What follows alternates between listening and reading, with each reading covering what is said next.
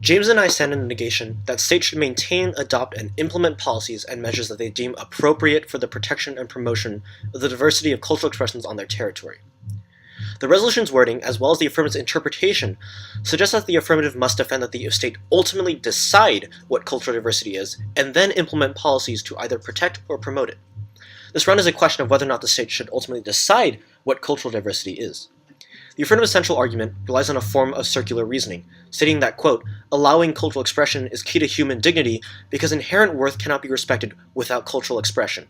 This undermines the entirety of their case because they have not given an external justification for why promoting cultural diversity is essential to human dignity. Now, the resolution asks a normative question. Should states advocate for these measures and policies? The normative nature of the resolution means that the affirmative must defend that every instance of a state promoting a policy or measure that protects or promotes cultural diversity is a good one. Proving a few good examples is insufficient. On the other hand, as a negative, we only need to suggest one counterexample in order to negate the resolution. The affirmative misunderstands the concept of diversity. Putative ideas of diversity include things like skin color, language, and religious belief. Following logically, cultural diversity is simply an amalgam of a large variety of cultures. But is that all we mean when we say cultural diversity? What about a Syrian refugee in Afghanistan? How does he or she experience cultural diversity? What about a Chinese immigrant in Los Angeles, California? How does he or she contribute to cultural diversity there? Certainly, it's easy to say that they bring a bit of their own culture to the cultural ensemble, but what about two middle white-class individuals in New York? It's obviously unfair to say that they aren't culturally diverse. Diversity is more than what meets the eye. It's our experiences, our passions, and our identities that contribute to what diversity is. The affirmative approaches the idea of plurality with an outdated conception of what it means to be diverse.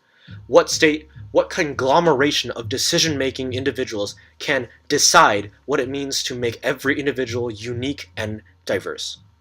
There are three implications to the affirmative's approach to cultural diversity. First, they miss many nuances of diversity. Second, their advocacy re-entrenches stagnant identities. And third, they cannot effectively address diversity via their advocated state policies. Our first point of contention is that the affirmative's approach misses the point of cultural diversity. The University of Michigan indicates that diversity includes, quote, attributes that are not readily seen, such as work experience, marital status, educational background, parental status, income, religious beliefs and affiliations, geographic location, or socioeconomic status. The affirmative states that they support the idea that a state should protect the freedom of expression of race and religion or political views. But what about a person with disabilities that cannot actively contribute his or her own view to society? What about someone who is marginalized and is too afraid to share their own views? When someone is so oppressed by economic systems they don't have the time or energy to express themselves because they are dying of hunger, what do they do? The first affirmative constantly refers to the idea that status quo protections of cultural diversity are good and effective. We beg to differ. This avoids the idea that there are plenty of marginalized voices in the status quo that are pushed to the fringe of society and are never heard. What happens to those fringe views? That brings us to our second point of contention, which is that people should decide what the government does, not the other way around. Anything absent that is symptomatic of the violence that they claim is possible when cultural expression is removed. When the government decides to support a certain group of cultural views, it inherently puts others down. The separation of church and state might be a classic example, but it is an effective one that conveys this view quite well. The separation of church and state happens because the state cannot prioritize one single religion over another. The government should never take an active role in promoting or supporting a certain cultural expression. The Hitler example that the first affirmative gives is a reason that they should not win a resolution, that the resolution is a good idea. Nazism and the resulting pogrom is an example of a state giving precedence to a certain group, in this case the Aryan culture, at the expense of Semitic views and others at the fringe of society, such as those of gay or lesbian sexual orientations, of individuals who did not have a certain hair color or eye color. Even more alarming of a question is this. What if promoting cultural expression in a state's territory oppresses those of another?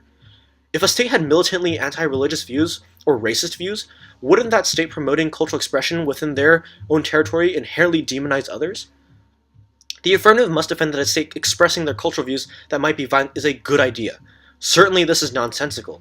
There are contradictions that the affirmative has not come to terms with, and has not proven that their normative position is a defensible one. This means that it is possible to have museums or facilitate the funding of things that the affirmative believes are good, such as higher education, but only when it is demanded by the people. The affirmative assumes that every nation is like the United States. Funding a museum in the United States is not the same as an authoritarian state funding a museum to perpetuate propaganda. Funding higher education in the United States is not the same as funding education in another country where women or other minorities may be structurally refused access. This resolution is not a question of whether or not the United States adopting policies is a good idea, but this resolution asks if every state should do so. James and I firmly believe that supporting authoritarian governments in promoting a certain type of cultural expression is certainly bad. Culture and diversity are products of human ingenuity. They are living, breathing organisms that manifest themselves within the way people interact, and that is why cultural diversity should be something that is demanded by people first, and not by the government, because it is something that is constantly evolving. Our final point of contention is that the affirmative approach fails to protect and promote cultural diversity. While it is easy to claim that international human rights law has protected cultural expression, the University of Minnesota has produced studies that suggest the contrary. Indigenous peoples continue to face serious threats to their basic existence due to systematic government policies. In many countries, indigenous peoples rank highest on such underdevelopment indicators as a proportion of people in jail, the illiteracy rate, unemployment rate, etc. They face discrimination in schools and are exploited in the workplace. In many countries, they are not even allowed to study their own languages in schools. Clearly, structural oppression is inevitable because of the impossibility of constructing a perfect policy. The affirmative stance pushes certain individuals to the periphery, out of sight. They gloss over certain problems. Certain problems become non-issues because we are deceived that the broad veil of cultural expression has magically resolved all issues that put people down in the first place.